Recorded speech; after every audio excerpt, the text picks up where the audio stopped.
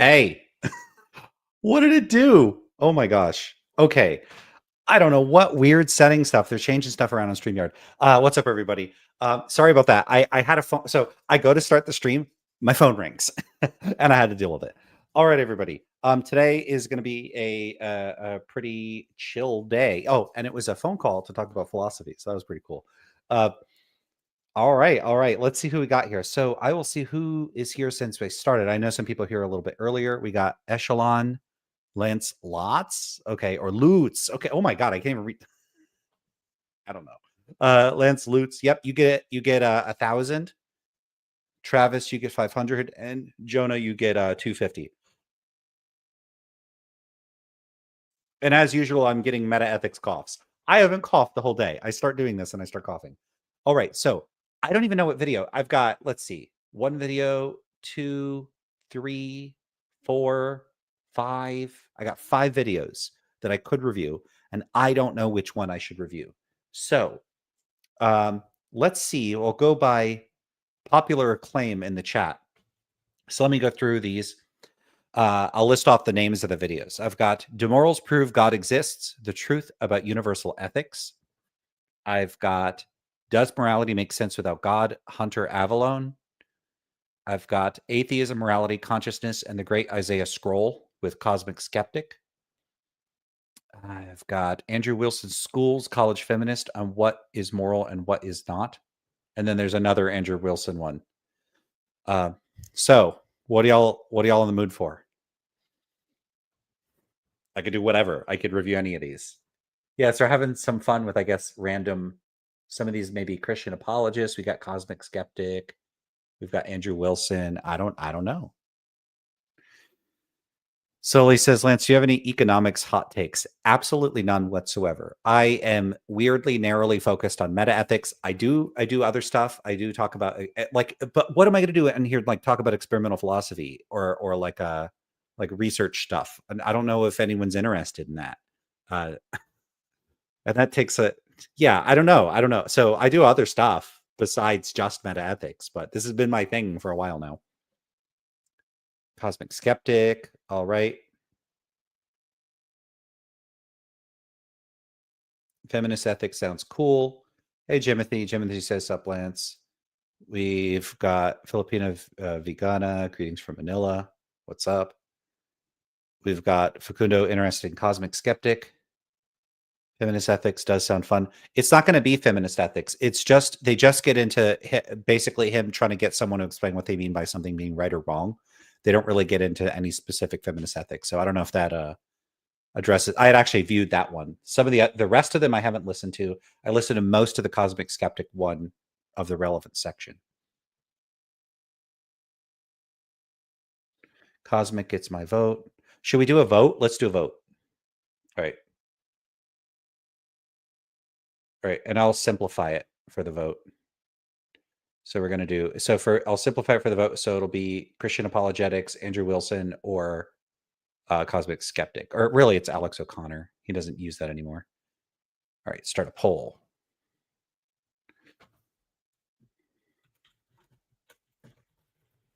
All right. It's like not letting me change the option. Okay, there we go.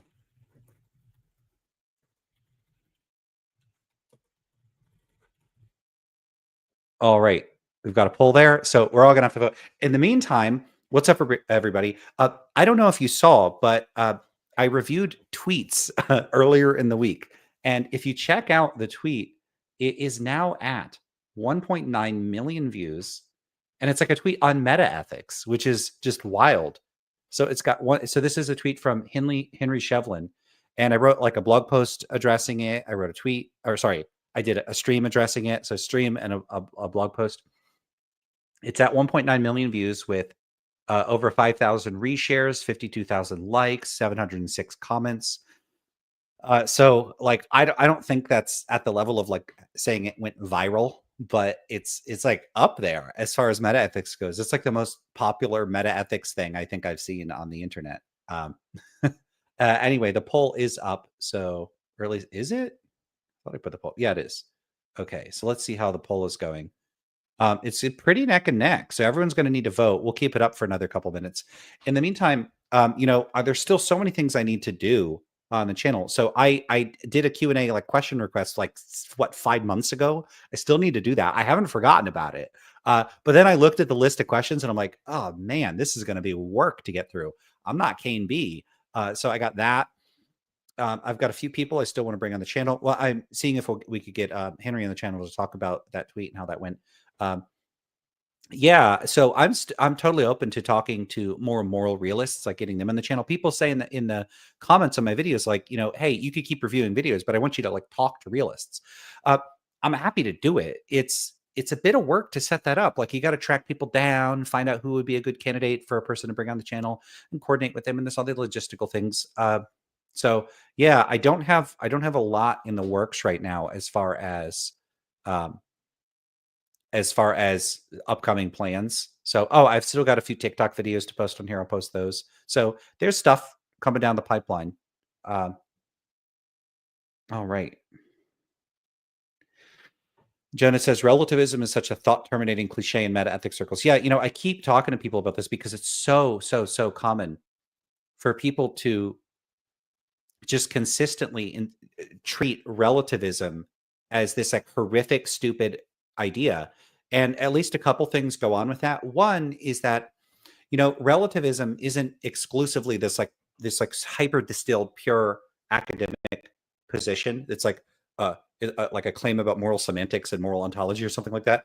Yeah, it's often like it came out of like there's like anthropology and sociology. Like it's made its way through the humanities, and there's this popular relativism. I don't know what to call it, like pop relativism or something like that. And pop relativism is this mushy, it's not quite clear what is supposed to be inside or outside of it, properly speaking. But it's this view, there's different cultures, there's lots of cultural variation, and you should respect other cultures and you shouldn't impose your values on others. So there's like these moral components to like these normative moral components to it. There's these descriptive, like, anthropologically elements to it. And then there might be some meta-ethical stuff kind of packed in there somewhere. But the whole thing is this big muddled mess. And when people are critical of that, like fuzzy, foggy worldview, like it has this like worldviewy element. It's often associated with postmodernism and that sort of thing. I get where they're coming from. I'm not defending anything like that because what exactly would I be defending? And that's not my worldview. And I don't have that perspective. Like metaethical relativism, its use in analytic philosophy is much more narrow than that. And that's the sort of thing I defend. But often people conflate the two and they move between them and they're not very clear about what they're talking about. And it's just deeply frustrating. It's really, really, really frustrating. So that's one sort of thought terminating cliche. And the other is that for whatever reason, people are just hitched on construing relativism, even as a meta-ethical view, as agent relativism, as this view that like if that culture thinks it's good to do something, it is good for that culture to do it in a way that like you have to acknowledge and respect. Like you have to think it's good for that culture to do it. And that's just not the case for all types of relativism. That's a type of relativism. But there's another type of relativism where if a culture regards something as good, then they regard it as good. And if you regard it as bad, then you regard it as bad. And you act based on what you think. And so this doesn't cause any issues. So, there are these efforts to depict relativism as horrific view, and they just don't work very well. All right. Let's have a look at the chat, and then okay, it looks like Alex O'Connor might win. Yeah, it's been up for 5 minutes. But let's have a look at the chat. When I finish with the chat and get caught up, that's when I'll end the poll. So as soon as I end the poll, it's over. And it's on the other screen, so I'll look at this one. So I'm not biased and letting it, because like I think Andrew Wilson was ahead at one point. If you're in for Andrew Wilson and you want to vote, you could still vote. But everybody else should vote too. And because I want to represent a poll. We got 30 people here and only 20 people have voted. So do please vote. All right. People talking about veganism in the chat. That's cool. Travis says talking with other anti-realists would be interesting as well. Yeah, I'd like to talk to like Matt Lutz maybe, and I don't know what other anti-realists I could talk to that are like publishing and working on stuff. Bart Strumer was an anti-realist, but has become a realist. But he sent me his book, and I have to read the book before I bring him on and talk to him. It would be disrespectful to not at least, go through his work and have a look at it. Although now since he's changed his mind, maybe the book's out of date. I should ask him, but maybe it's still worth having a read anyway. All right, vegan talk. Yeah, so he's Lutz is an error theorist, so he would be somebody that it might be good to talk to. Pop relativism is a good name for an indie rock band. I don't think so. Dogs Domain says, Lance, can you debate Andrew Wilson? I don't know. I don't know if that would be a productive discussion. Dogs Domain says, wait, who is debating right now? Is somebody debating right now? Yeah, Travis says, I didn't know Streamer converted to realism. Yeah, he said that he did some time ago. All right, we're going to end the poll. And let's see. Oh, wow. Andrew Wilson pulled the lead. Okay, so let's have a look at that video. What was the final result here? 23 votes. Okay, so I guess the last few people all voted for Wilson. Okay, let me make sure I got the right one. Yeah, okay, cool. All right, so I'm good to go on this video. Let me set some things up here. Wow, nobody went for the Christian, the good without God stuff. I'm a little surprised at that.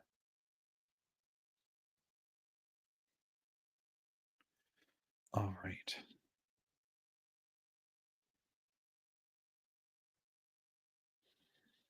All right, here it is.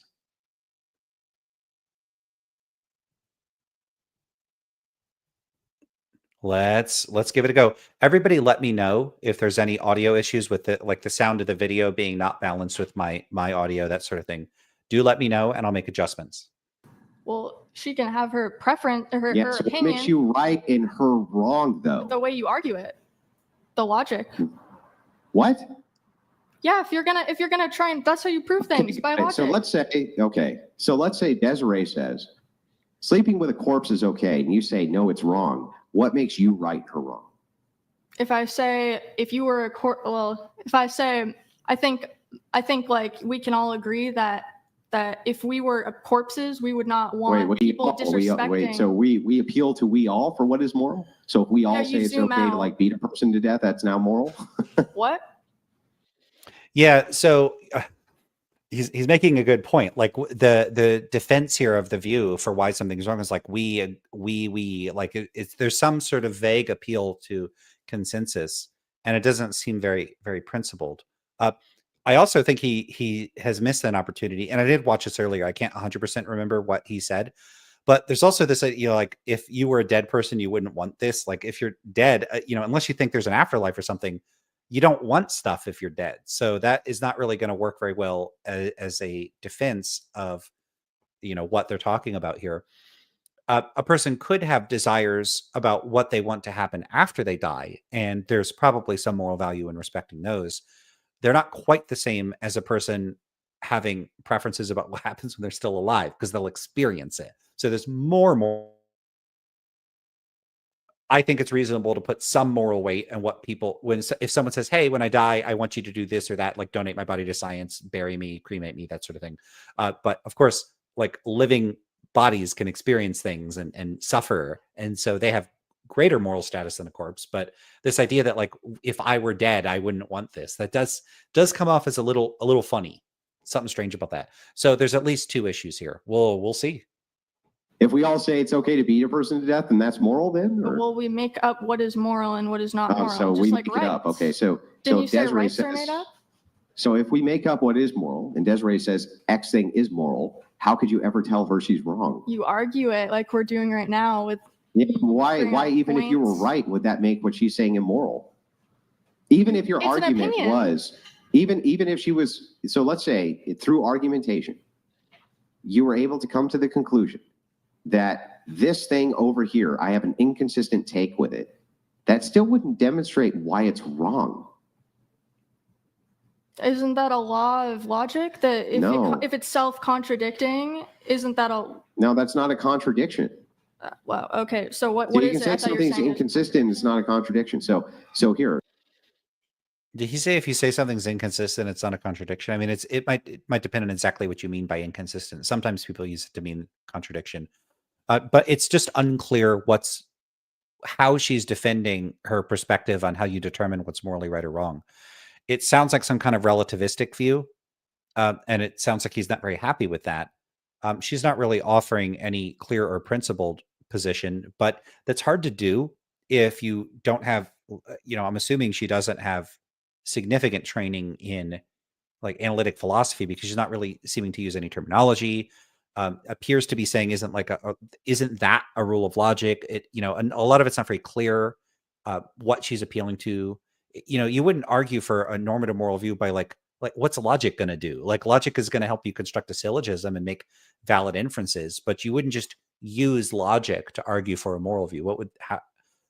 You would still need something other than logic. You would need plausible premises or something like that. Like logic is a skeleton. It's a structure. You're still going to need content to pack into that structure in order to have a substantive argument. So it's not really clear what she's trying to appeal to here.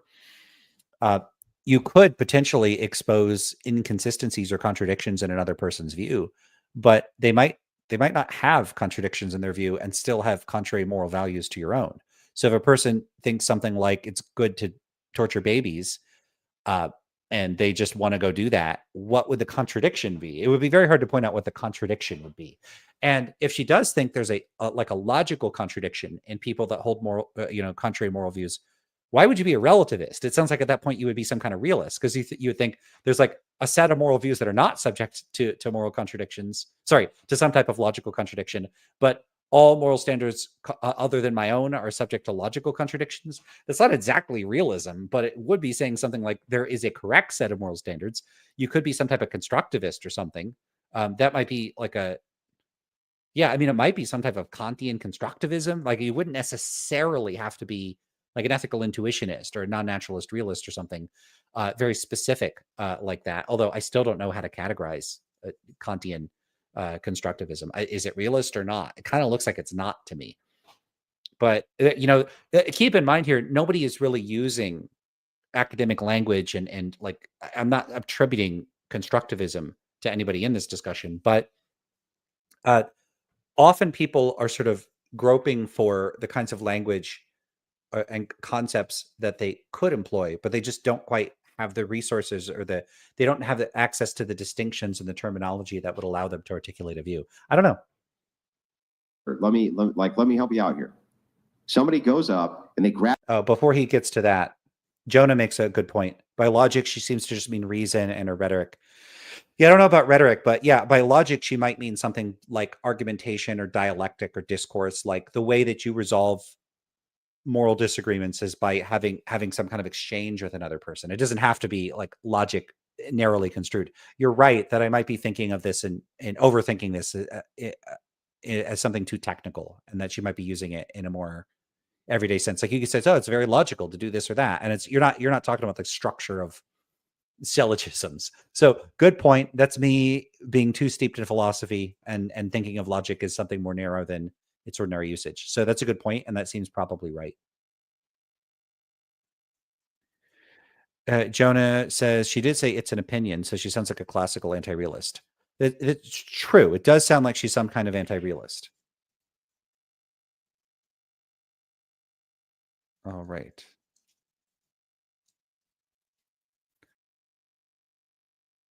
He doesn't understand disagreement about preferences. Well, I don't know that he does.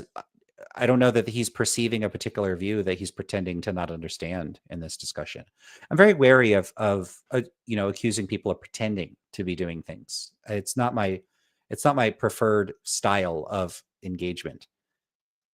I think what he's trying to do is draw out some sort of rationale or basis for the moral perspective in question.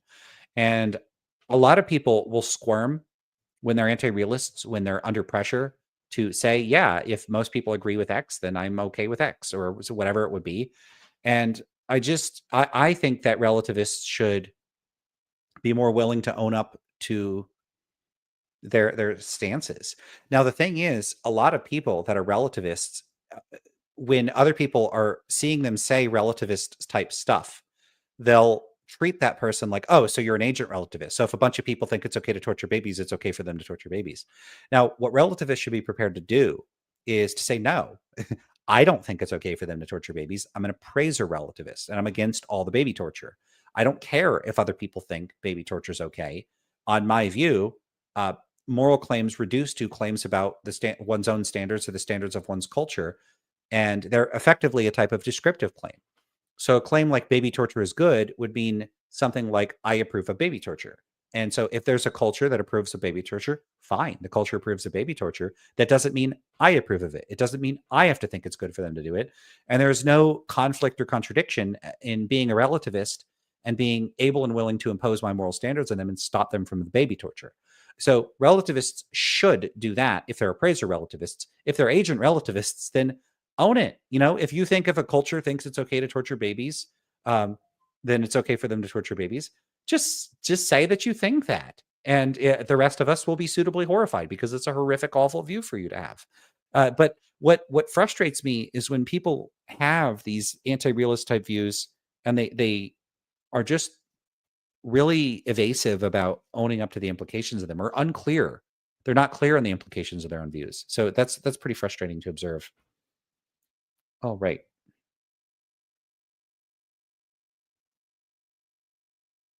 Let's see. Yeah, Dog's asking who these people are. I don't know who any of these people are. This came up in my like it just came up and I started watching it. I have no idea who any of these people are. Grab a raccoon, a dead raccoon off the road, and they have. So you can say something's inconsistent. It's not a contradiction. So here, let me help you out here. Somebody goes up and they grab a raccoon, a dead raccoon off the road, and they have sex with it. Tell me why that's wrong. Other than because I don't like it. Because animals can't consent. Yeah, so he says other than because I don't like it, but why can't you say that? Like, that's my view. Things are morally right or wrong. What that means for me is that I don't like them. It's just a preference for me. And I shouldn't say that. It's just a preference. It's a preference for me. See, even I fall into this like conceding ground as if preference is like, I prefer my family over other people's family. You think I'm going to go, oh, well, I just prefer them. I don't think they're objectively better. Hell no. I don't think I just prefer them. I prefer them, period. I'm not in the slightest fazed by that or inclined to think that makes my family any less important to me. So he's barring off, like, besides saying you like it, but I think that's the move people should make. People should say, yeah, I am against whatever it is, necrophilia or whatever the hell they're talking about, because I don't like it. I don't want people to do that. And if you say, but what's the grounding for that? There's no grounding. I'm against it. Period. Nothing further. I think that's a perfectly good foundation. In fact, I think it's the best foundation. Because what if there were moral standards that were inconsistent with your values? Well, screw those moral standards. I don't care about those. So, it's also a little confusing what he's asking, because is he asking for a metaethical position? Like, because I like it would be closer to something like a metaethical position. I mean, it could be a normative one, because it could be some construe of like a ethical egoism or something like that. Or is he asking for like a normative ethical rationale? Like, it's not clear what he's asking. And someone else pointed this out. I'll show from the chat.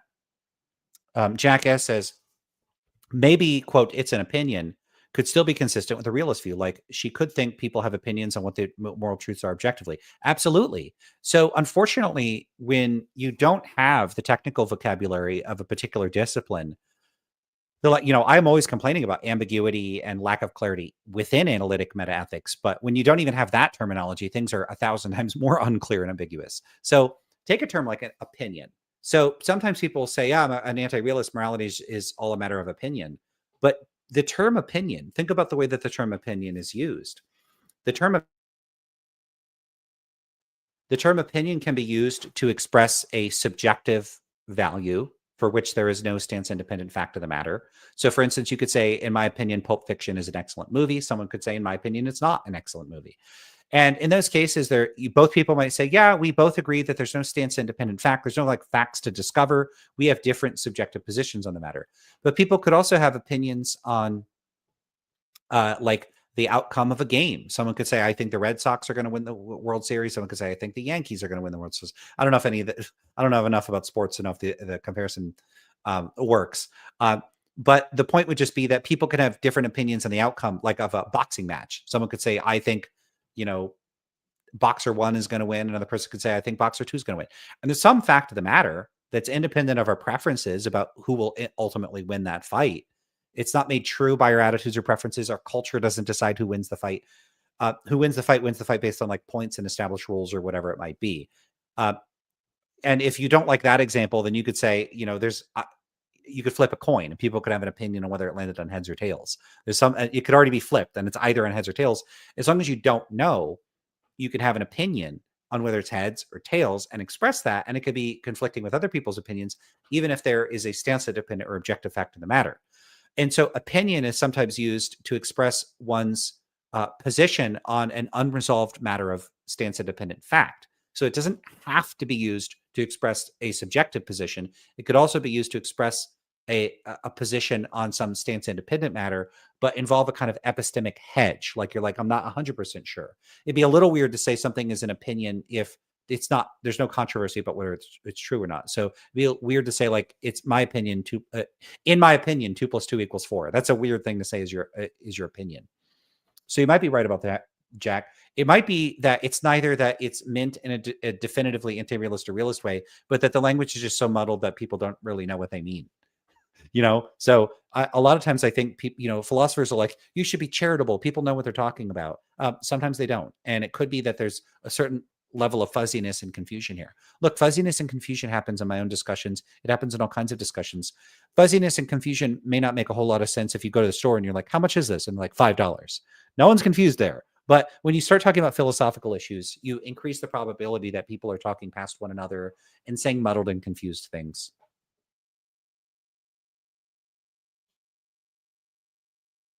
Doug asked me to wind it back a minute. Why would I wind it back a minute?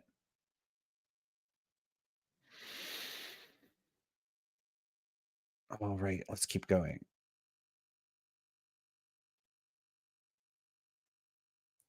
Jonah says, Lance, I'm thinking about writing a paper for my metaethics course on the triviality of moral realism, assuming it's true, given the possibility that moral facts are inconsistent with one's desires. Can you recommend any sources for this? I can't think of any off the top of my head. I honestly can't. Is there a paper on trivia? You might want to look at Don Loeb's gastronomic realism paper. I think it's called Gastronomic Realism: A Cautionary Tale. That kind of alludes to this sort of concern. So take a look at that one. I don't know what else might be of use for that. Are you're taking an actual course on metaethics? You know, it's a weird thing. There were no courses for me as an undergrad or a grad student in metaethics. I've never taken a course in metaethics, not one, my entire academic career. So I ended up in metaethics without ever taking a course on it. All right. Jonah says, yes, a metaethics graduate course. Oh, wow. That would be so fun. I wish I could take a course like that. Do you know if the instructor is a realist or an anti-realist, or you don't know? Gabrielle Chappell says, hey, Lance, Frank Turk is coming to my campus soon, and I'm going to ask what the contradiction is between atheism and realism. How do you think I should ask, or should I ask something else? Well, before, I wouldn't just say what's the contradiction between X and Y unless you can confirm, like, do you think there's a contradiction? And then if they say yes, then say, what's the contradiction? A person doesn't have to think, well, someone might just think it's like metaphysically impossible. They don't have to think there's a logical contradiction. So I don't know what he would say to that question. Yeah, I don't, but yeah, I think that's a good question to ask. Yeah, a kind of question I've been really curious about lately, and this is consistent with what Jonah is talking about, is just like, why would it matter if moral realism is true? Because either the moral facts are going to align with what you were just supposed to do anyway, in which case they're superfluous, they just are not going to motivate you, or they're inconsistent with what you want to do. And then the question is like, why would you follow them? Why exactly should you follow these moral rules? What's the reason for following them? Now, you know, theists, I think, can give good reasons for following. Theists can give good reasons for following moral rules, but they don't appeal to moral realism being true. They just appeal to the fact that God can enforce those rules. And that's a perfectly good reason to follow a rule. You know, there's good reason to follow the law, because if you break the law, there's consequences. So it's the same thing if there's a moral rule that's like backed by a God, but that has nothing to do with realism. So I actually think theism fits quite comfortably with an anti-realist framework. Jonah says, my instructor is an error theorist. Wow. Okay. Error theory is very uncommon. If you look at the Phil paper survey, what is it, like 5%? So you've got one of the rare error theorists out there. Jonah says, I've actually mentioned your work on the psychology of metaethics multiple times. Have you got any kind of reaction to it? That's interesting. Oh, it's people talking to each other. Okay. All right, let's keep going with the video. But Jonah, I'll get back to you after we play some more of the video. They don't have why is that capacity. why is that important? Why is that important? So that we don't do that to raccoons, I guess. Yeah, but it's dead. Why would you need it to consent? Because we respect the dead as a. Well, what do you mean we? Obviously, the person doing it doesn't. Yes, that's true. Why are they wrong? Why are they doing something that's wrong? Because why is it deemed it as wrong? And we have reasons that we deem it as wrong. What do you keep saying we for? Oh my God. What are your reasons? What are your reasons for why it's wrong? Why is it wrong for him to do that? Why? You just keep saying we. That doesn't mean anything. Why do you think it's wrong for him to do that? If I was a raccoon has a dead raccoon. So that's a dead thing. So if I was a dead corpse, I would not want to be essayed. So that's where I get but so my what? idea from. Why? It's very strange to say if you were dead, you wouldn't want something. You could say, I don't want something to happen to me if I'm dead, but it's a little weird to say it like from the perspective of being dead, because if you're dead, you don't have a perspective. So I don't, this is a strange rationale that they're giving. I mean, she's grasping for some sort of principled normative basis, or, for why you'd be against like necrophilia or something like that. Why do you need one? You could just be like, I don't like necrophilia. I don't want people to do it. It's disgusting and awful, and I think it's immoral. And someone says, why? What are they asking for? Like, do you have to have a justification for that? So, on a view like mine as an anti-realist, my moral standards are expressions of my preferences. And, if someone said, why do you prefer vanilla over chocolate ice cream? I mean, there's going to be like a causal story. There's some psychological reasons, but I don't have a justification. And I don't feel any desire to provide one. I don't need a justification for having a food preference. So if someone goes, what's your justification? I don't think it's the sort of thing that makes sense to ask for a justification for. It's a descriptive fact about my psychology. That's like asking me, like, what's the justification for, I'm trying to think of like some trait that I have, what's my justification for having blue eyes? That's how I came out. I don't, what do you want from me? Like, there's no argument to give for why I'm justified in having some fact about me be a fact about me. This is weird. And so since I view preferences the same way, there's not a justification to give. There's a causal story to give, and that's it. So I just reject the idea that one's moral values require or call for any sort of justification. And if someone says, okay, so then someone wouldn't be unjustified in thinking like baby torture is good. No, they're not unjustified. Doesn't mean I'm okay with them torturing babies. I'm still against it. What would happen if they were justified? Then I have to be okay with the baby torture? Nope. I'm super duper anti-baby torture. I'm against it, even if you did say that they were quote unquote justified. Now, I don't know what that would look like or what that would mean, but I act on my values, and that, like, what do other people act on? They outsource their morality to some external source. Why? Why would you do that? It's very weird. All right, let's keep going, and then Jonah, I'll get back to you, and we'll check the comments in a bit. Why should we give to your preference for what you would want? Why is what you want what is moral? Because if we all treat each other how we want to be treated, then... So it's all consensus. Back to consensus. We all, us, we, most of us. Is morality consensus, or is morality you? Morality is a discourse. What? Wait. So as long as we all agree on something, it's moral? It's a word to describe if we think it's bad or good. Okay, so we, meaning collectively. The people who speak English. So wait, I just want to make sure I got this right. If most of us think a thing is moral, it is moral? It's considered moral. Is it moral? I don't believe that there's inherent positive. I mean, animals kill animals all the time. That's why, animals do horrible things. They're not, but we don't consider them evil. It's all. Yeah, she's veering off in a weird direction. It's not really engaging with the question he's asking. He's asking a pretty straightforward meta-ethical question. Like, if most people think so, like, if people agree on something is wrong, does it make it wrong? The answer I would give is no. You know, you don't have to be, that would be some sort of like agent relativist view or some specific kind of relativist view, agent culture relativism or something like that. But if you're an individual subjectivist, and the answer she gave initially wasn't that bad. Like, you know, if most people think it's wrong, then it would be considered wrong. That's true. It would be a descriptive fact. But you know, he's like, okay, but would that actually make it wrong?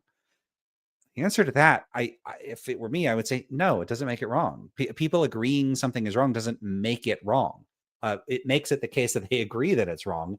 And what I would say is that there's no further fact about whether it's wrong relative to their standards. They are against it, and you know, I am too if it's something I'm against. You know, someone else brought up a good point. Like Dog says, basically that, you know, the necrophilia case, someone could just say, yeah, I don't know that it's immoral in and of itself, but it's disgusting and I'm against it. You could have that view. Some of these things are real complicated. So some things like an act in isolation might not cause anybody any harm, and it might be difficult to come up with a rationale for why it would be morally wrong. But certain sorts of activities, if you permitted them and they picked up steam in a society, could have long-term harmful consequences. And there could be various sorts of negative consequences to doing certain sorts of things. So the problem with questions like these is that a person can look really weird, and it could make them look really bad if they're like, yeah, you know, I don't really see anything wrong with that in that case. When it's something really gross, you know, and that puts someone in a tough spot if they don't actually think the thing is necessarily morally wrong. It's just really, really, really disgusting. So I wish that they focused on a better example, like an example that didn't hold the person socially hostage towards looking bad for reasons that might not be related to the legitimacy of their moral views. I don't think it's a great example to use. All right.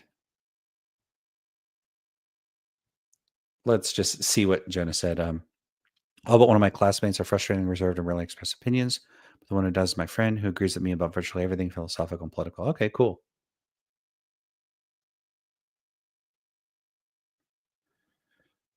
Jonah says, thanks for the Loeb recommendation. Loeb's been on the channel too.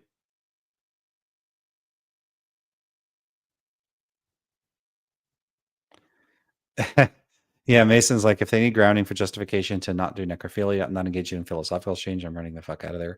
Yeah, I don't know if that's an appropriate response either, to be fair to moral realists, because they might say, look, I think it's objectively wrong, and here's this or that reason why. And they're just interested in why someone who doesn't agree with them doesn't agree with them. So to say that there's like a reason to get away from the person for expecting one to have grounding, I don't know that that's really a concern. I don't think that someone posing these questions to people is any more likely to approve of necrophilia or whatever than anybody else. So I don't see a big problem here. Dogs means, don't you think there's a difference between moral preferences and other kinds?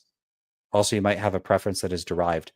Can you clarify exactly what you mean by derived? And of course, my moral preferences are different. So there's a big difference if I have preferences for food and then I have moral preferences. There are massive differences. So just because they're both preferences doesn't mean that they're equally as important to me, that I'm equally as compromising on them, or that they're similar in scope. So my moral preferences are preferences about what everybody everywhere does. They're not limited in scope to my own conduct.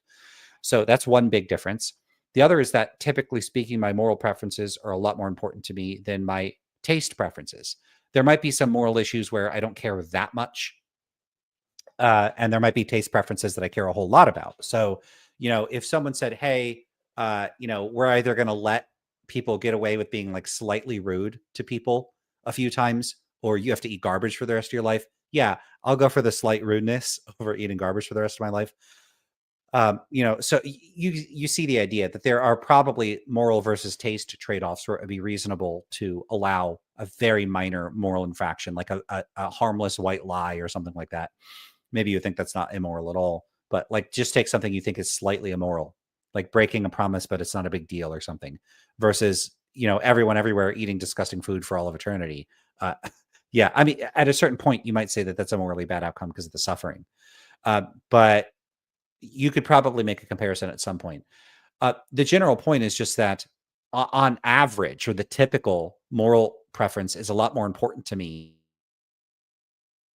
than my food preferences. So, you have two differences there, which is scope and importance. So moral preferences differ in those ways. Yeah, and like moral preferences differ in that I'm totally okay with punishing people for violating certain moral standards. I'm not okay with punishing people for having bad taste. Sometimes I almost want to say that I would be, but I'm not. But people like have terrible taste in music, whatever.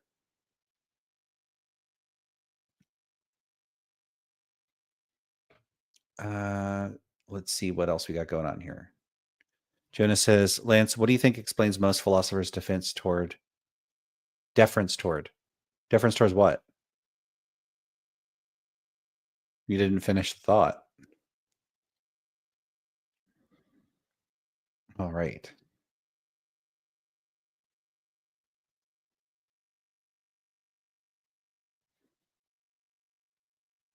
Let's look.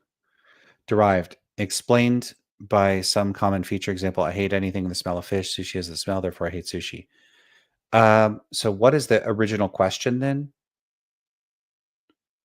You might have a preference that is derived. I'm not quite clear what you're asking me.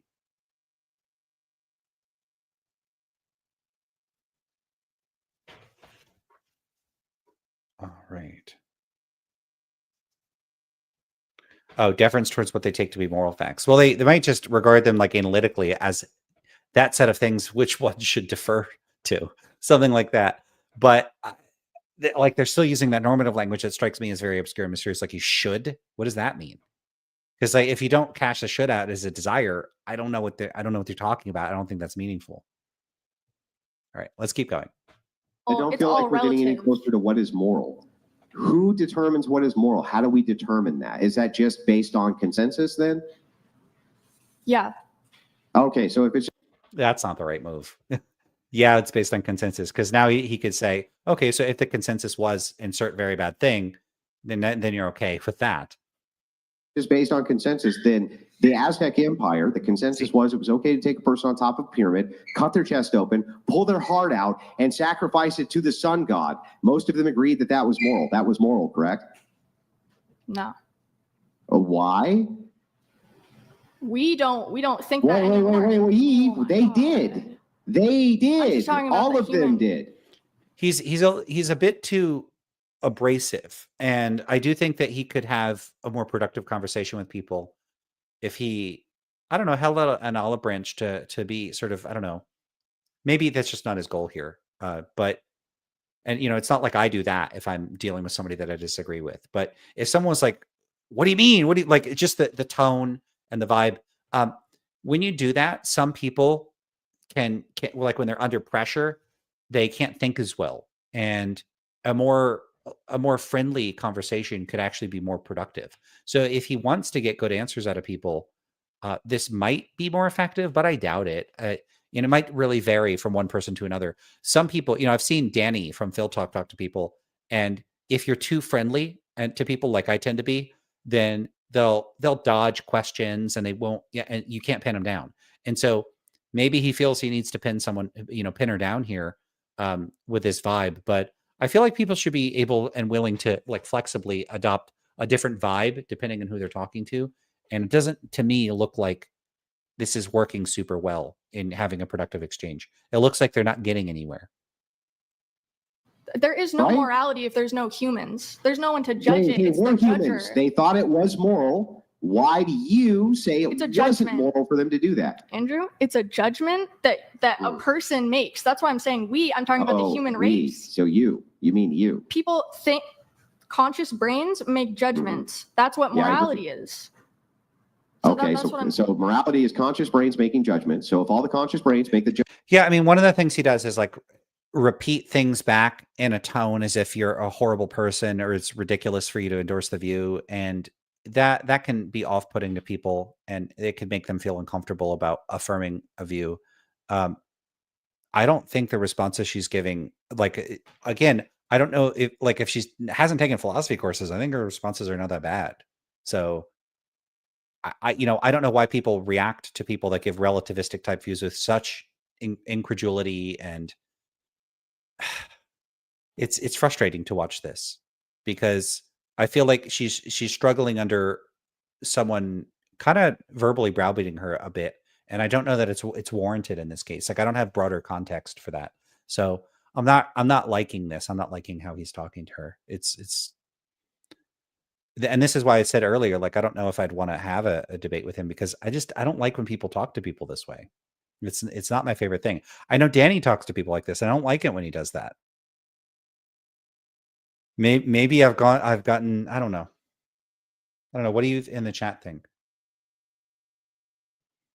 Judgment that sacrificing a person on top of a pyramid and cutting their heart out, sacrificing it to raw is okay, then it's okay, right?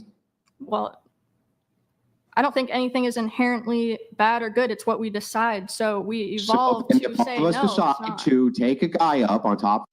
Right. So she's not. So she's saying nothing. Like, it sounds like a pretty consistent anti-realist view. Like, nothing is inherently right or wrong. It's up to us to decide. So, but that doesn't mean that if some other culture decides that something is bad, that that they think it's good. Like, if some other culture is like, hey, we're going to do human sacrifice, that you have to think it's good for them to do human sacrifice. They think it's okay. You don't. So it could be that on some implicit level, she's an appraiser relativist, and he's kind of interpreting that as agent relativism over and over and over. And if she were aware of the distinction, she might say, nope, I think it's bad when they do it. And that'd be a perfectly consistent position. So she could be a kind of inchoate appraiser relativist, and he's not picking up on that and responding appropriately to it. So if that's the case, then I'm not seeing a huge issue with the position that she's articulating it. I think that she's just not clearly fleshing it out in a particularly defensible way. Pyramid, cut their heart out and sacrifice it to the sun god, that's okay. I would say they had flawed logic. And they were probably following religious beliefs. Yeah, see, that's a move where I don't think it's helping her very much to say that they have flawed logic. Why not just say, I don't like their values, or we in our culture are against their values? Well, doing probably the better move. Let me take it back. Off a pyramid, cut their heart out and sacrifice it to the sun god, that's okay. I would say they had flawed logic. And they were probably following religious beliefs. Is the person being sacrificed willing? Stop, Desiree. Show me what they did, which was illogical. Well, I'm going based off of treat others how you would want to be treated, which I think is a good moral code. They want to have their heart cut out and given to the sun god. They want that shit. It's consensual. It's part of their culture. I don't see the problem with it. Let her talk, Desiree. We don't need you. Yeah, I don't know why he made that move. I don't think that's the best move, because now if it's consensual, it's pretty easy for someone to say, hey, maybe I'm not against that. I think he should stick with it being non-consensual. Involved, I promise. Can we just finish our combo? We're almost done. So what is actually wrong if the guy says, cut my heart out, and they all cut his heart out? What is actually wrong with that? I'm not going to honestly say that you're a bad person if you commit suicide. So hang on. Now let's say he. Yeah, I don't know. So that sounds more agent relativistic. So let me hear that again. Oh, I don't know. What is actually wrong with that? I'm not going to honestly say that you're a bad person if you commit suicide. She's making a normative claim. Now let's say he's the one guy. Okay. Yeah, like he's scoffing at it, but someone might not think. Yeah, there's a big difference between that and someone ritually carving out the hearts of people like that don't want to die and are screaming like, please no, please no. He didn't ask if she thinks, like, it's not like she said she's okay with that. Planet Earth, one guy who doesn't want his heart cut out, and all of the rest of him. Okay. Why should he not have his heart cut out? Okay, so that's a better question for getting at what he's trying to get at here. Let's have a look at the chat. A lot of people are very critical of Andrew. I don't really know much about him. I've seen him in a couple debates, and I just don't know much about him. So yeah, I don't know. And I don't know much about this channel. I've seen it a few times. I don't really know what goes on here.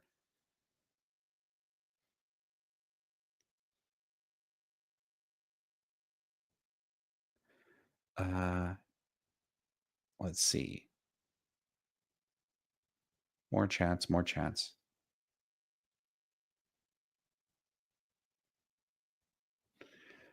Yeah, okay.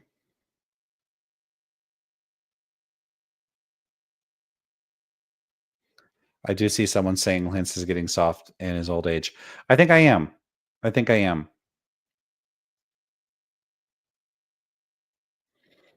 William says, I feel it's a bit asymmetrical because Denny has a lot of people call and they probably know what they're getting into. A lot of these pods prey on people financially or obscure what they're signing up for. Yeah, you might be right about that. Maybe should I not be reviewing this? Because I feel I don't like how this is going. And yeah, I mean, I saw it before, so it's I don't know. I don't know what to make of this.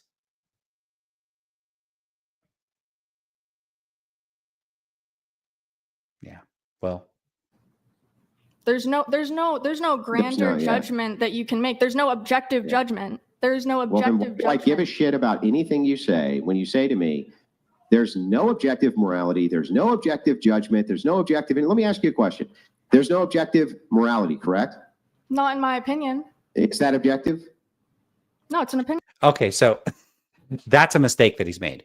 Okay, look at what she says, and I've seen people say this. There's no objective judgment. There's no objective. And let me ask you a question. There's no objective morality, correct? Not in my opinion. Okay, so there's no objective morality. That if you think there's no objective morality, that doesn't mean you think that there's no objective truth. So for there to not be any objective morality, that means there's no objective fact about the status of first order moral claims, like murder's wrong or something like that. It doesn't necessarily mean that your metaethical position that there's no objective morality is itself relative, or that you have other views that are relative. The problem is, she said, not in my opinion. So that makes it kind of sound like she's a relativist about her relativist position. It's not clear though, because if someone says something is an opinion, that is consistent with them being a realist or an anti-realist about it. Is that objective? So you could say to this, yes, it's objectively true that there are no objective moral facts, because the position, there are no objective moral facts, is a second order metaethical position. There are no objective moral facts applies to first order moral claims, not second order claims. So you could be a relativist about metaethics too, but you don't have to be. And so a defensible, consistent position here would be to say, yeah, no, it's not. Sorry. The answer would be, no, there's no objective moral truths. Yes, I think it's objectively true that there's no objective moral truth. That is not a contradiction, not at all. So it'd be similar to someone saying it's objectively true that there are no objective facts about what food tastes good or bad. There's nothing wrong with saying something like that.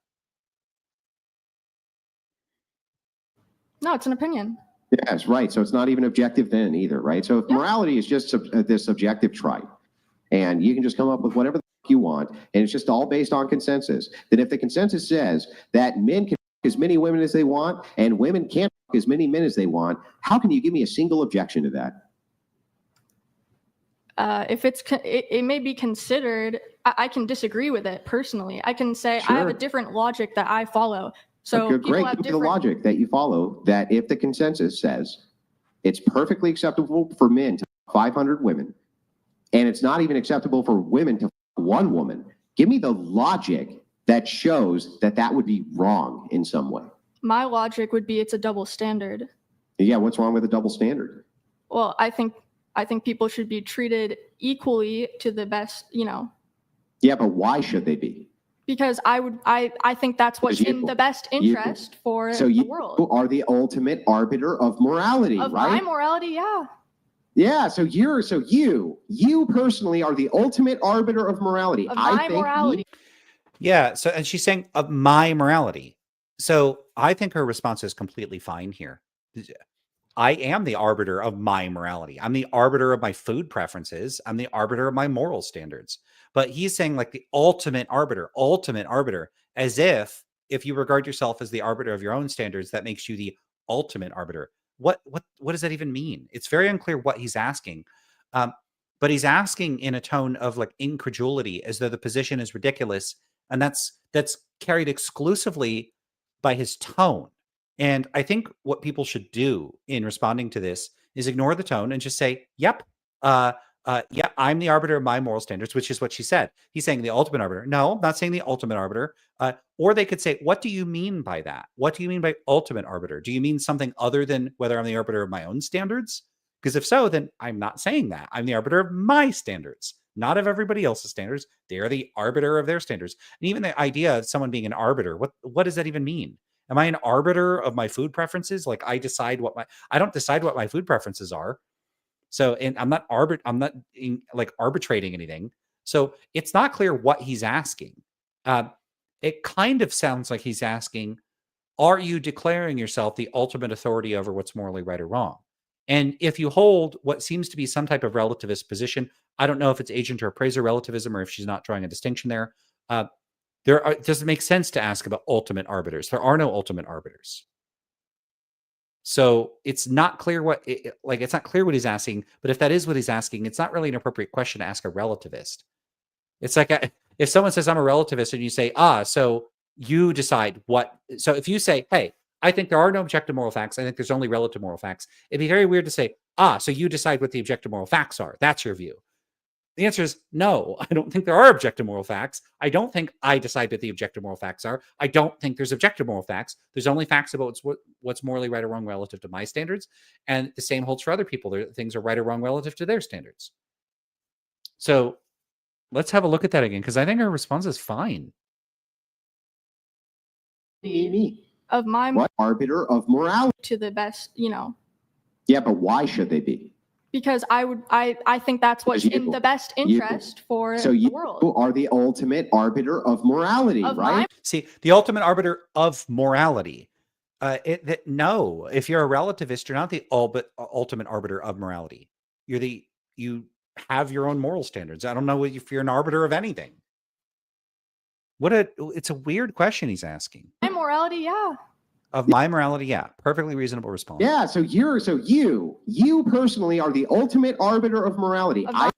No, that's not what she's saying. She's saying my moral standards are my moral standards. She's not deciding what everybody else's moral standards are. It sounds like he's trying to impose a realist construal on an anti-realist view. It doesn't make any sense. My morality of my what? I make my own opinions. Right. So if all of society said if men 500 women, that's fine. But if women, one man, that's not fine. You would dissent and disagree and say all of them were doing something immoral, right? Yeah, I disagree with you. So yeah. So then who is the ultimate arbiter of morality? It doesn't make her an ultimate arbiter. So if you're an appraiser relativist, here's how you view things. Moral claims like, people shouldn't do X, Y, or Z, right? Pick an example, baby torture. Okay. Baby torture is morally wrong. If you're an appraiser relativist, when you say baby torture is morally wrong, what you mean is it's inconsistent with my moral standards. Baby torture is wrong according to my standards. So the equivalent would be if he said, okay, but what if everybody else in society thinks baby torture is okay? Would it be okay? If you then say, no, not relative to my standards, it would still be wrong. That does not mean you're making any claim to be the ultimate arbiter. It's that what your moral standards are, as she says, I make my own moral opinions. If you make your own moral opinion, so to speak, to use that language, what that means is you judge things as right or wrong relative to your standards. And so if everybody else had different standards than you, fuck them. It doesn't matter. You judge according to your standards. So there's no inconsistency in what she's saying here. And he, for whatever reason, seems to be interpreting that as her saying, I decide what the objective moral facts are. She's not saying that. And he's not even making it clear that that's what he's asking, because he just keeps saying ultimate arbiter. And what the hell does that mean? What the hell is an ultimate arbiter? What the hell does that mean? And unfortunately, he just keeps saying this and saying this. I wish there were some type of moderation that could have helped her out here and paused and said, hold up, and just asked him, what do you mean by ultimate arbiter? What do you mean by that? Because it's very unclear what he's asking. If he's asking something like, do you decide what the objective moral facts are? That's a nonsense question. And he's just failing to track what she's been saying. If he's not asking that, I don't know what he is asking. No one. You. It has to be you. That's so when she said no one, that's completely consistent with what she said. And then he's saying you. It's like he's telling her what her position is. Nope. She's right. He's wrong here. That's a logical entailment. If all other human beings disagree with your logic, and you said logic is how you come to this, right? You say, okay, all of you are wrong. I am. See, but you don't have to say, you have to be clear on what it means to say they're all wrong. They're all wrong according to your moral standards. They're not wrong according to some objective standard. It almost seems like he's not understanding the relativist on their own terms. Like he's halfway projecting a realist view onto relativists, as though if you're a relativist and you hold a position, you hold it as objectively true, but like locally or only like from your perspective or something. Doesn't make any sense. Relativists are relativists. I don't know if he's internalized an understanding of what a relativist is committed to, because this does not sound like he's tracking what a relativist is committed to here. Of what is moral. You're all wrong, and you logic, and you said logic is how you come to this, right? You say, okay, all of you are wrong. I am the ultimate arbiter of what is moral. You're all wrong, and you shouldn't be doing this, right? No, I wouldn't deem. I would make an argument. I wouldn't say you're wrong no matter what. And they say, fuck off. We're going to do it anyway. If they made an argument that I was like, you know what, yeah, you're right, then I would change my mind. No, but you say no, you're not right. All of you are wrong. I still am going to go with my preferences. I haven't heard a good argument for it. Yeah. So she's saying if they presented an argument that made her change her moral standards, she would change her moral standards. What's unreasonable about that?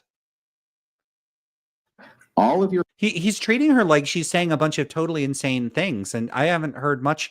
Like, she doesn't have a super sophisticated vocabulary for defending a relativist view, but I don't know if I would have done any better in the same situation if I hadn't studied philosophy. I think he's not giving her nearly enough credit. I just want to let you, so that you understand, all of your morality, everything that you're considering moral right now is just coming from preferences. You're just saying it doesn't align with my preferences. If it doesn't align with what, yeah, I would just say yep. And if someone wants to be incredulous and scoff at that, I'd be like, yeah, your incredulity and scoffing is not what kind of objection is that? I don't give a shit about your scoffing and incredulity. Who cares? Scoff all you want. I don't care. What I prefer, then it's immoral. You keep on saying things like, well, you would have to logically convince me. But why is logic even important? You can value logic. So that's not an issue here. Can you even tell me why it's important? Yeah, because he's saying, why is it important? And you could just say, yeah, logic is important for XYZ reasons. Logic is important for making valid inferences. You could say, why is it important to make valid inferences? Well, people that tend to employ classical logic in a consistent way are going to tend to make less inferential errors. They're going to be able to make better predictions, achieve their goals more effectively, act on their values more effectively. It's very useful to employ logic. So there's a pretty straightforward defense of this, but like the value of logic.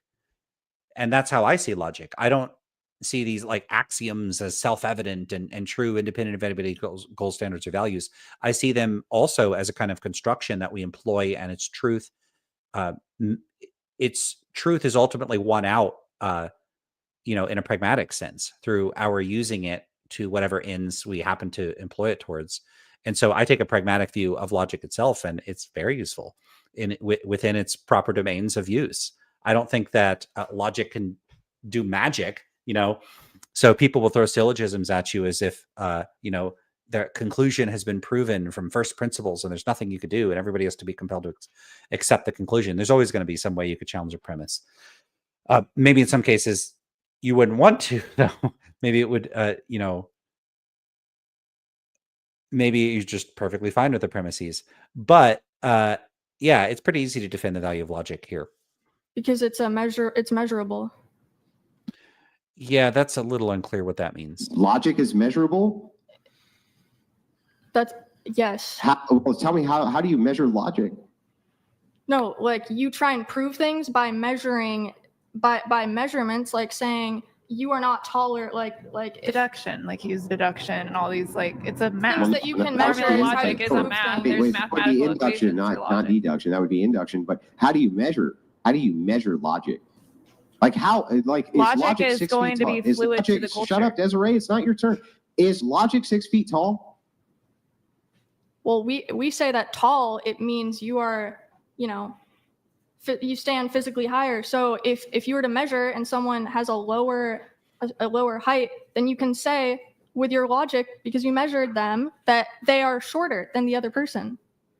Why would that be logical? Deduction. You measured it. I don't understand. Why is measurement logical? Because it's objective. What's objective? It's literally subjective. Okay, tell me what's objective about an inch. Taller and shorter is. Oh, there's a lot of stuff going on here that's very weird. It looks like a lot of people talking past one another and getting things muddled. As far as like what's objective about like an inch, so there is a socially constructed fact that you could say is not objective about what units of measurement we're going to use, but like the spatial relations between the objects you measure and all sorts of factors about the way the world works. Those units of measurement are going to map onto that world. There's still going to be stance independent facts. Like for instance, okay, let's say you take a table.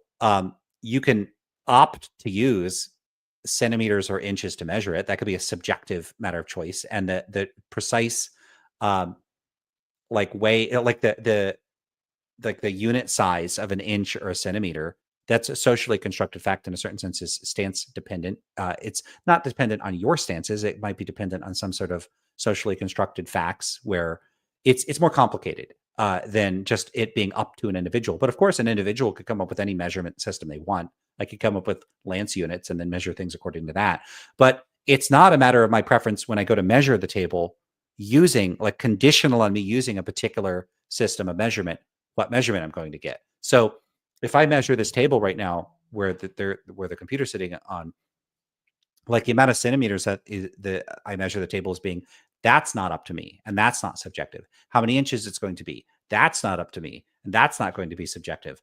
And so the units of measurement you use may very well not be objective or stance independent. But once you implement them in any particular context, the measures that you get are, insofar as you're mapping them onto the world, that's not up to you. So there are stance dependent and stance independent components of an instance of measurement that are interacting with one another. But it looks like he's treating it as though that's not the case, and that's a kind of weird way to view measurement, because any measure is going to be operationalized, and there's going to be subjective decisions about what operationalization you employ. You could use one, like take you're going to do a diagnostic test for determining whether someone has depression. There's a bunch of different depression scales, and you can make a judgment call about which one to use. Is there a stance independent fact in the matter about which one you ought to use? Maybe there isn't. But conditional on any one of these tests being a valid measure of some psychological construct, there's going to be some fact about the degree to which you've measured that construct and what that tells you about that person's psychology. That's not a matter of preference. It's not a subjective matter. It's not stance dependent. So they interact with one another. That's not a problem. Let's have a look at the chat.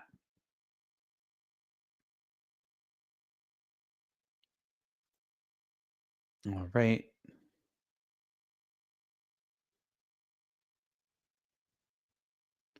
People just talking about this, whatever this is. All right. BH saying very few countries nowadays call it the Lance system of measurement. I could come up with a system of measurement.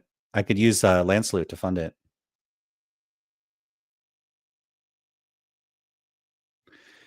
Dog's Domain says Wilson often conflates metaphysical and epistemic subjectivity. Okay, maybe he does. I don't know.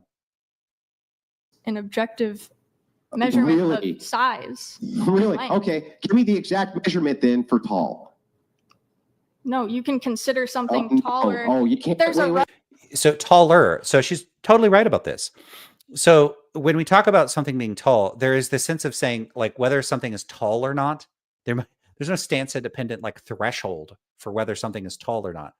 But when she's talking about something being taller, tallerness or something being taller than another thing is a relative matter. Here's the thing, though. It's relative and it's stance independent. So if one person is taller than another person, the fact that they're taller relative to the other person. So tallness is one of these things that can be understood in a relativistic sense. And at the same time, it's not, as this is the way Joyce puts it. He says it's not the case that thinking makes it so.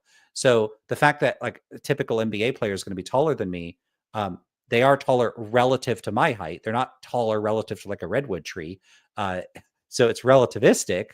These things are judged like what you mean by saying that one thing is taller is that this thing is taller than something else. And so something is being indexed to or compared to some other frame of reference or standard. So if I'm judging whether X is taller, I need to flesh it out by saying I need some input for Y, taller than Y. And once I do that, whether it's taller or not is going to be dependent on the height of the two things in relation to one another. Okay. But their heights themselves and the relation between their heights, that's not a matter of preference. It's not a matter of stances. And so, this is a point that Joyce makes, which is that relativism and stance dependence come apart. And this is one of those things that's really frustrating with the way that metaethicists talk about moral realism and anti-realism, is that relativism is frequently treated by default as being an anti-realist position. It doesn't have to be. Relativism is a view about whether or not there is an implicit indexicalization in first-order moral claims. If you want to get technical, it's the view that when people make first-order moral claims, they are implicitly indexing those claims to one of any number of possible moral standards, and that the truth status is determined by whether or not the normative moral claim corresponds to or is consistent with the index in question. So, if I am going around talking about what's morally right or wrong, and I'm talking about what's consistent or inconsistent with my culture standards, the standards of my culture determine whether the statement is true. So that's what the view is. But you could be a relativist and a realist. So let's say that you think, and this is one example I've given before, you think that there's 12 different moral standards or moral systems that one must abide by. One must abide by the moral standards of their birth sign or something like that. So your horoscope. And so in that case, whether an action is right or wrong depends on the zodiac sign of the person performing the action. And so it's relativized to their astrological sign. But it's not stance dependent. It still stands independent. So that's a realist relativism. It's completely bananas one. It's an insane view, but like it's logically possible. So relativism and stance dependence come apart. All right. Jonah, what's your response? Jonah says, what's your response to reductive moral naturalism like that of Railton? It's not the sort of thing I can respond to like just like off the cuff. So I did have this really long discussion with people that were presenting. Someone was defending Strelny and Fraser's natural. I think it's a fairly reductive naturalist account. I can't remember how similar or dissimilar it is from Railton's account, but I remember having a long discussion with that, and a bunch of problems emerged for my view about the particular naturalist accounts in question. My general view of naturalist realist accounts is that they appear to me to trivialize moral realism. They turn moral facts into a type of you do a fancy shuffle with semantics, and then the moral facts end up just trivially mapping onto some set of facts that I would already acknowledge exist. And I don't think anything extra is obtained by saying that those facts are the moral facts or that moral facts supervene on those facts. I think that there's no plausible way to obtain any sort of normative moral authority or any of the sorts of stuff non-naturalists want to get out of them. So I don't think that they do much. And so typically what I've argued is that naturalist accounts, I wouldn't say necessarily that they're false. You can always stipulate your way and language your way to some trivially true philosophical position. But that's what I tend to say about these views, is that they could be true, but they'd be trivial if they were. And I tend to think that the naturalist accounts are stuck between a rock and a hard place, which is that if they don't try to import the non-naturalists' dubious features, they remain trivial. If they do, then they end up being unintelligible. So that's how I tend to respond to those. But sometimes I just think, this is something I thought about the Strelny and Fraser account. I just didn't buy the account on empirical grounds. I just thought it's a misidentification of plausibly what the moral facts could be. All right. Hey, hang on. I just want to make sure I got this right. What is the objective measurement for tall? Oh, if it's the length, if you measure something of its height. Yeah, what is the logically objective measurement for tall? It would be taller. Yeah, it would be relative to. You guys have 3 minutes on this, and then I got to move it on. Yeah, I'm almost done. But what is the logically objective metric for tall again? A bigger number versus a smaller number. Yeah, but okay. So what is tall though? A bigger. No, the baseline. Number. What is the? She's consistently talking about a relativistic notion of like taller. She's not talking about like tall, simpliciter or something like that. So I don't know why he keeps running with this. It's like he's trying to impose a slightly distorted characterization of what someone's saying back on the person. And I think that could dupe people into responding when, an appropriate response is, I'm not talking about tall, I'm talking about taller. Baseline for tall. There's no baseline for tall. Everything. Well, how do you know? Well, wait. I'm sorry. So then, how is tall? Tall is tall a logical, objective metric? Then, if there's no baseline for it, tall is a. Yeah, you don't need a baseline to say that some things are objectively taller than other things, like stance independently taller. So like redwood trees, it stands independently true that they're taller than me. So it's relativistic and it stands independent. Not a problem. You can use it as an adjective, or you can say this is tall. Yeah, FFF is simplicator. I don't know how these things are pronounced. So if you go by like, if it's supposed to be Latin, then like C's are K's. But do people go around saying that the name Lucius is Lucius, or do they say Lucius? Like, no one is pronouncing Latin in a consistent way. And you have ecclesiastical Latin, you have classical pronunciation of Latin. People are just variable in how they pronounce things. Maybe everybody says simplicator. I think simplicator sounds ugly. I don't like how it sounds. Taller than this. Like, my house is not taller than I understand Tower. Taller than, meaning this thing bigger than this. So that's objective. Tall is not. I got that. But you said there's an objective measurement for what is tall. No, I didn't say that. Oh, so it's subjective. What is tall? It's tall compared to you. It's a description. I don't see any issue with what she's saying. She's just talking about taller. The term taller. She's not talking about something being tall in some absolute sense. No, but what's the baseline for what is tall? It's a descriptor, so there is no baseline for tall. So it's just. I don't know what that means. Like, it's a descriptor, so there's no baseline, but there's no baseline. That's fine. Why would there have to be a baseline? If it's an adjective and you're describing it. Well, I mean, adjective is subjective, right? Yeah. What? Yeah, everything is subjective in your worldview, right? She never said everything in her worldview is subjective. And then he's like, everything in your worldview is subjective, right? I don't know. I don't like when people do that. Because if someone says they're a relativist about moral issues, it doesn't mean they're a relativist about everything. You can measure things. Well, I don't understand. That would be subjective too. The measurement is subjective. Desert Joe donated $100. Is it immoral for women to discriminate against short? Yeah, I don't need to hear that. The ultimate. Decide individually. Well, if people decide it individually, then each individual is the arbiter of what is moral. Yeah. Okay. Yeah. Yep.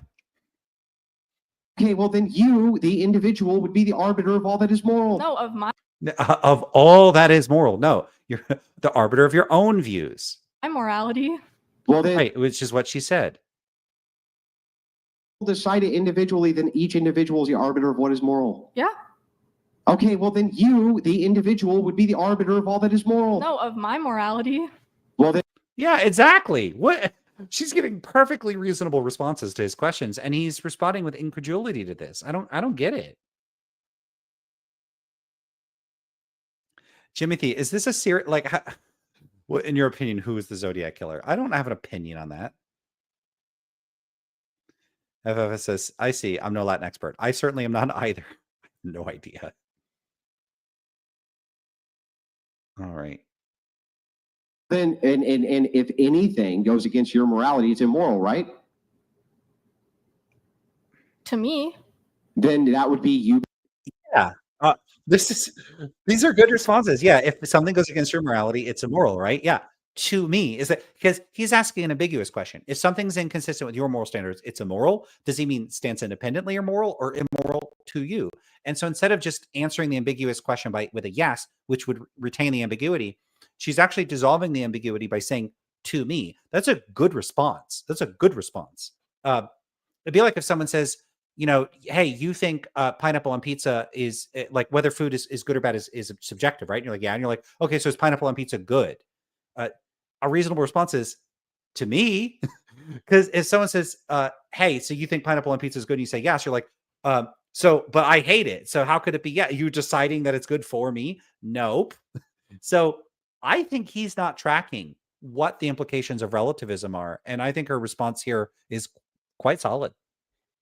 Being the ultimate arbiter of what is moral. There's more than me in the world. And who else is the ultimate arbiter of what is moral except you? Again, there's no ultimate arbiter. She's already said that. She's already made this clear. It's like he thinks that if you're a relativist, you think you legislate what the objective moral truths are or something. She's not saying that. And she's been quite clear about that. And she's been fairly consistent with that. I think there's been some missteps, like with saying, bringing in like the logic stuff, bringing in measurement. I think those are missteps. They're understandable though, especially under this kind of pressure. And without, perhaps, I don't know, but otherwise, I mean, there's some missteps here. I think her responses are pretty consistent, and I don't see why he's having an issue understanding her. I've said many times there's no arbiter. See, she's saying, I've said many times there's no arbiter. So at this point, even she's saying, look, I've already answered this multiple times. Of moral. I think that's like... Yeah, you keep saying that, but it makes no sense because... Just because it doesn't make sense to you, Andrew, it doesn't mean that it doesn't make sense. So I think it makes sense. I'm not seeing an issue with what she's saying at all. And when I question that, you say, no, anything that doesn't align with my preferences is immoral. Yes, there's no inconsistency there. So, okay, everything that is inconsistent with my moral standards is immoral relative to my standards. It doesn't make it objectively immoral, and it doesn't make me the ultimate arbiter of morality. So, yeah, I don't think he's tracking here what relativism's implications are. So if that's the case, who else but you could be the arbiter of what? So you see, it's like he thinks that this is very frustrating to watch. But it makes no sense because then when I question that, you say, no, anything that doesn't align with my preferences is immoral. So if that's exactly. Yep. the case, who else but you could be the arbiter of what is moral?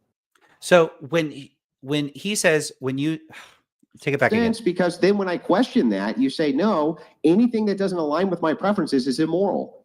Right. So everything that doesn't align with my preferences is immoral relative to my preferences. That is what her position entails.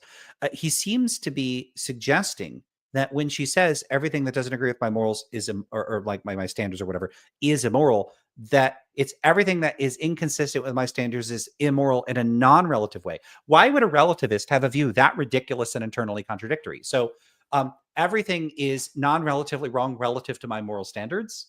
It's like he's interpreting her that way, which of course is nonsensical. And he's saying it doesn't make sense. Yeah, because Andrew, you're misinterpreting it. The view isn't if I think something's immoral, it's immoral in a way that's non-relatively immoral. It's if I think something's relatively immoral relative to my standards, it's immoral relative to my standards. That says nothing about what's morally right or wrong relative to other people's standards. This is not that complicated. Because all a relativist is doing is indexing moral claims. So when I say, torturing babies is wrong, what I mean is I disapprove of torturing babies. Now, take the statement, I disapprove of torturing babies. I do. So is the statement true? Yep. Does that tell me anything about whether other people approve or disapprove of torturing babies? No, it tells you absolutely nothing. Now, those people could then say, like you could have a person, the pro-baby torturer says, I approve of baby torture. And when they say that, because they approve of baby torture, the statement is true. Okay, so you can have the statement, I approve of baby torture, that's true. And you can have the statement, I disapprove of baby torture, also true. Oh no, contradiction. No, because they contain an implicit indexical element. In this case, I've made it explicit by including I approve of. What makes it explicitly indexical in this case? The use of the word I. That's the indexical. When I say I'm referring to me. When you say you're referring to you. You're not referring to me. So, I mean, this is not that complicated. We already use indexicals all the time. Take the statement, I am Lance. Now, when I say that I am Lance is true, if you say it, unless your name is also Lance, the statement's false. So you're not, if you say like I am Lance is, and that statement's true when I say it, does that make me the arbiter of the correct name such that everyone's name is Lance? No, that's insane. No, other people have different names. You see, it's like he thinks if someone says I'm a relativist, that when they make a claim like baby torture is wrong, that they are declaring what the objective fact is, and that objective fact is solely determined by their own standards. That makes no more sense than if someone interpreted someone saying that the statement I am Lance, because it's indexical, if someone says I am Lance, that they're declaring themselves the authority that is declaring that everyone in the universe's name is Lance. It's complete nonsense. And it's based on a misunderstanding of what is going on when a relativist makes a claim, on what it would mean to index a claim. And I think he's just not picking up on that. So if that's the case, who else but you could be the arbiter of what is moral? So moral is a descriptive word. That's just... I think I didn't get to the end of this. I don't remember. Moral is a descriptive word. That's perfect. That's perfect, because think about what I'm describing. A statement like, you shouldn't torture babies, or torturing babies is wrong. Those are normative claims. And when you reconvert them by making the indexing explicit, and you say something like, I disapprove of baby torture, note what you're doing. You're converting the normative claim, or reducing the normative claim into a descriptive claim. And so on an appraiser relativist view, all normative moral claims are reducible to a certain type of descriptive claim. They are indexed claims about the standards of the speaker, or the person making the evaluation, the appraiser, if we want to be technical. So let's take that back. So if that's the case, who else but you could be the arbiter of what is moral? So moral is a descriptive word. That's just gobbledygook. It's not gobbledygook. That actually makes perfect sense to me. If she means what I just said, that's a pretty kick-ass response. I don't know, though. I mean, it could be that she means by descriptive something other than what I just said. But that's like literally the term that I use, is that the normative claims are reducible to descriptive claims. So it's the same word. Does she mean the same thing? I don't know. I don't know if it's gobbledygook or not. All right, let's have a look at the chat. This video is almost over. It's an hour and a half. Holy shit. Okay, I'm going to have to wrap it up there because I got to go make dinner. And it's 9 p.m. Oh, my God. Okay, everyone, I got to finish this video up. I have 4 more videos to review. What do I do? Okay, let's see.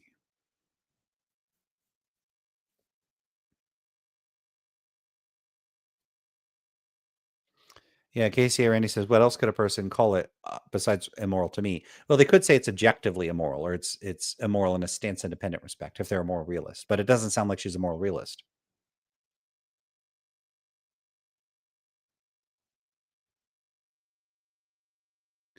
Yeah, Dantes says, I don't understand why so many people have such a hard time understanding moral relativism. They never have the same hangups when it comes to aesthetic relativism. It's true. And also, relativism involves treating moral claims as having implicit indexicals. Do people struggle with this at all? Like, let's say you and I are at a restaurant, right? And I order something that doesn't sound great to you. Like, I don't know, I order durian pizza. Like, I'm going to get durian on my pizza. So that's going to be a stinky ass pizza. It's probably not going to taste very good for most people. Now, say I take a bite of it and I go, this is delicious. What do you think that I mean when I say that? Do you think that I'm making a claim about, like, am I saying this pizza possesses the property of intrinsic tastiness?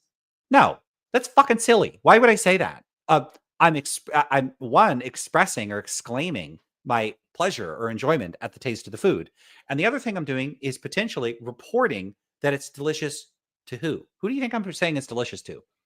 Wild guess. If I take a bite of pizza and I go, this is delicious, I'm saying it's delicious to me, obviously. What the fuck? Who else would I be talking about? So no one in the universe is so brain damaged or stupid that they don't understand that the statement, this pizza is delicious. Notice that type of claim, right? It's a what's the technical term? I can't remember the technical term, but in any case, it's a propositional claim that does not include any explicit reference to myself. Oh, it's in the indicative mood, right? So there we go. So this pizza is delicious, right? Now, when I say this pizza is delicious, are there indexical words like I or me there? No. Does anyone have trouble understanding that I'm saying something like, in little parentheses, I find this pizza to be delicious, or this pizza is delicious, parentheses, to me? No one struggles with that. So, no one has problems with implicit indexicals for food claims. Why the hell do they have such a problem if I say that's wrong with it expressing that's wrong to me? I think it's wrong. I'm not saying shit about what you think. I'm not telling you that it's wrong objectively. I'm not telling you that you think it's wrong. I'm telling you what I approve and disapprove of. What's the problem here? Why is this so hard for people to understand? I don't get it. What's weird about it is it's not like it's an uncomplicated concept that people should be able to grasp, but for whatever reason they struggle with. That is the case. It's that it's all of that is true. It's an uncomplicated concept that people should be able to grasp, but for whatever reason they struggle with it. And they already appear in most cases to understand this concept and the way that it works in a bunch of other domains like taste preferences and stuff. So somehow they understand it everywhere else. And the moment you get to morality, people short circuit and they can't think straight. I just run into people not understanding relativism over and over and over and over and over. And it makes me insane. This is not that complicated. When you say X is wrong, you're saying, if you're a relativist, I disapprove of X. What the hell is the problem with that? And then if someone says, but why should any of us care? Maybe you shouldn't care. But what if you're you think it's objectively more? Okay, so let's say it was objectively right or wrong. There's a bunch of nonsense I just said there. Okay, so someone could say, but what if it's objectively wrong? Okay, I could just not care about that. I could just not care. I'm not obligated to care if something's objectively moral or immoral. I could say, yep, I don't care. What if it turned out it was objectively right to torture babies? Well, then to hell with morality. I'm not going to do that. I don't want to do that. So there's something real weird with people's intransigence about this issue. That it's like I don't know what is going on with people, with the difficulty that people have in understanding relativism. It's super weird. Yeah, Dante says here, like when I say spiders are gross or ugly, nobody thinks I'm thereby declaring myself the universal arbiter of grossness or ugliness. Exactly.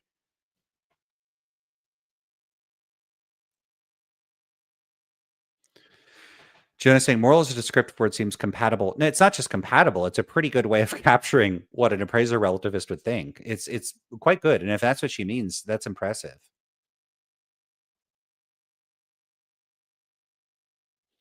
Yeah, Dan Houston says, just turned in due to the thumb preview from whatever podcast to say that my knee-jerk reaction is that this is beneath you.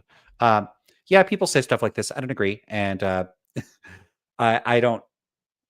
Yeah, so people can think something's beneath me if they want. I think it's important to engage on topics like metaethics in popular contexts. Keep in mind that I study the psychology of non-philosophers and how non-philosophers think about philosophical issues. So when I look at populations of people that appear not to have formal training in philosophy and are discussing the topic, it's intensely fascinating to me. And I think it's very, very important. It's important to look at the language that they use and the way they think about things. Look at how, for instance, that she uses the term logic. She doesn't seem to be using it in as narrow a sense as I would use the term. I think that's important. And I think it's important for philosophers to be mindful of this, to be attentive to this, and to be aware of differences between the way people without formal training in philosophy think and the way that people with formal training in philosophy think. I talk about this stuff all the time. It'd be really weird for me to what do you want me to do? Only talk to philosophers? How ivory tower do you want me to be? So, respectfully, I appreciate the comment. Like when you say that you think that this is beneath me, I don't think so. Not at all. One thing I used to do is I used to pop on, and I still have Greek robes. I got a custom made Greek chiton. I don't know if that's how you pronounce it or not. And I'd walk around barefoot on college campuses. I walked around Boston at one point, where I was in Harvard Square and a couple other places.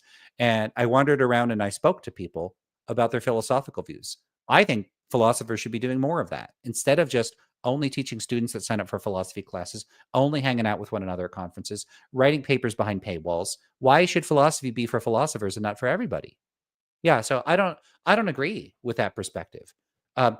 Yeah, so I appreciate the remark. I'm not upset at you commenting on that, and I understand where you're coming from. But I don't think that philosophy should be confined only to contexts where it's like academics. So, I'm not real happy with this particular conversation. I don't like the vibe he takes when he talks to people, and I feel kind of bad for the way he's talking to her. But other than that, if it's just any conversation between lay people or non-specialists, I think that at least is totally fine. Andrew Moy says, I would totally eat a durian pizza. I would try it. I've had durian once in a shake. It was some kind of drink, like a smoothie.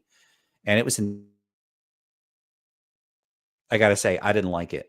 But I would try it again, to try to build up maybe a second acquired taste kind of thing. I don't know. Grant Miller says, you are the ultimate arbiter of pizza toppings. I just had a 20-minute conversation about pizza toppings today. So I'm a big fan of Brazilian pizza. I think Brazilians are super awesome at pizza, and that most people don't know about the glories of Brazilian pizza. And I will argue that, also cheese in Brazil is amazing. So they do these like big panini burger things, and you could get anything you want in them. Veganism hasn't picked up there. So I know I have a lot of vegans and vegetarians that pop in the audience, and pretty easy to get vegan and vegetarian stuff. So like my sister-in-law is I think a vegetarian. I don't think she's vegan. And increasingly they have a lot of good options there. And Brazil has so many fruits and vegetables, like palmito or hearts of palm that they have there are absolutely phenomenal. So if you're into that, but if you're into bacon and steak and beef and chicken, they got all that, and it's great. So whatever your dietary predilections, they have something for you there, and the pizza there is real good. All right. Yeah, David says some people think you need extra justification if you're going to impose your subjective attitudes on others who don't share them. Yeah, why do I need it? Need it for what? Like, maybe I can't climb a mountain if I don't have a rope. And you might say, well, you need a rope to get up that mountain. Okay, well, that's because if I don't use the rope, I won't get up the mountain. Or you need some machine to fly because you can't just flap your wings and fly. I don't have wings. Can't flap my arms either, I guess. So they're like you could use that to mean you can't do this if you don't do that. But like I can just impose my standards on other people. So if you say, oh, but you're not justified, what are you talking about? Well, okay, then maybe I'm not justified. So what do I need justification for? Labster says Lance should only talk to me. Nope, I'm not going to only talk to you.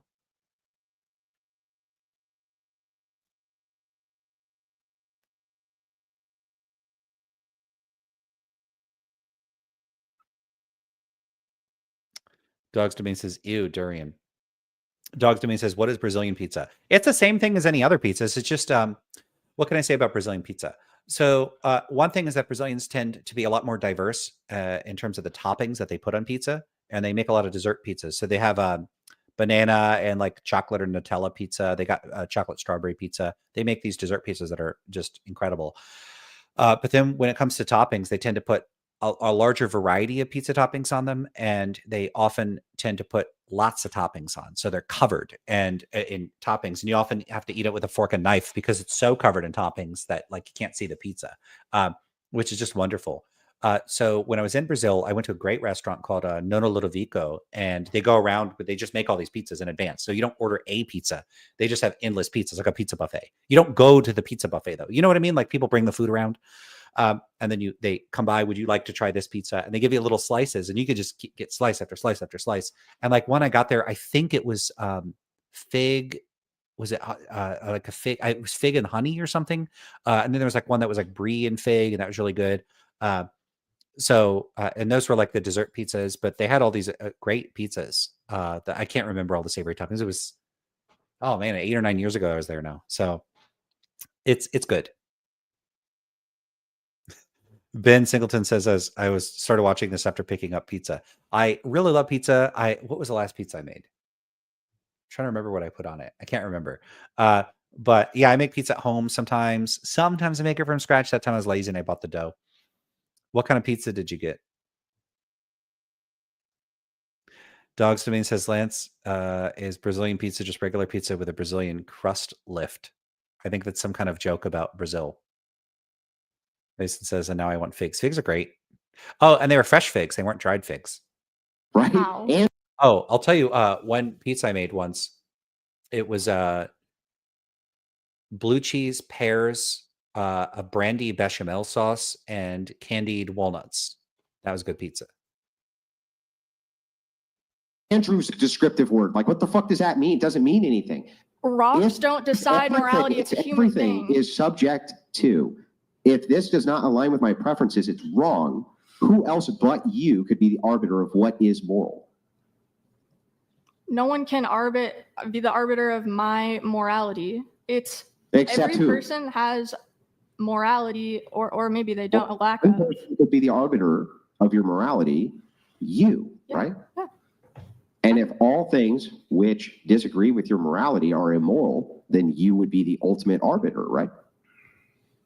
Yeah, of my own morality. Yeah, And you're the ultimate arbiter of morality. my own morality. I'm not the only. Well, I'm So, sorry. Who else's hold on. morality do you go off of? Hold on. She goes off of her own morality. What is the problem there? Hold on. So I do granted, you go off of Fred's morality or do you go off of your morality? I think she's been pretty clear that she's talking about her own morality. I granted 3 minutes for this. It's already been 4 minutes. I need a final closing statement from both of you. Yeah, do you go off of your morality or do you go off of Fred's morality? I go off of mine, and so my final. So if you go off of yours and anybody who disagrees with yours is wrong and immoral, who the fuck else but you could be the arbiter of morality? My morality is actually fluid, and I can decide. I can decide. Yeah, I can evaluate things differently. Morally fluid. I can like milk one day, and I can not like milk another day. It's not liking milk moral. Yeah, that's kind of orthogonal to the distinction that they're discussing. I don't really know why she brought that up. $100. Apart Thank from you. sex happening with only one. Yeah, okay. So that's it for that video. All right then. It looks like we're done. So, oh man, I got a lot of people in the stream, but I gotta go eat. I have to. Let's see. We'll look at closing comments and then I'm gonna have to go. I'm so sorry, everybody. There's so many people in the stream and I'd love to do another video, but we're approaching 2 hours and my throat's getting sore from all this talking and probably because I was yelling, right? I gotta not yell. And I gotta make some food. All right, let's see.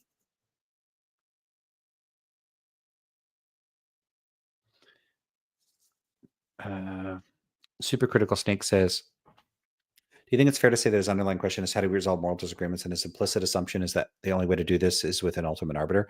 Maybe. I don't know.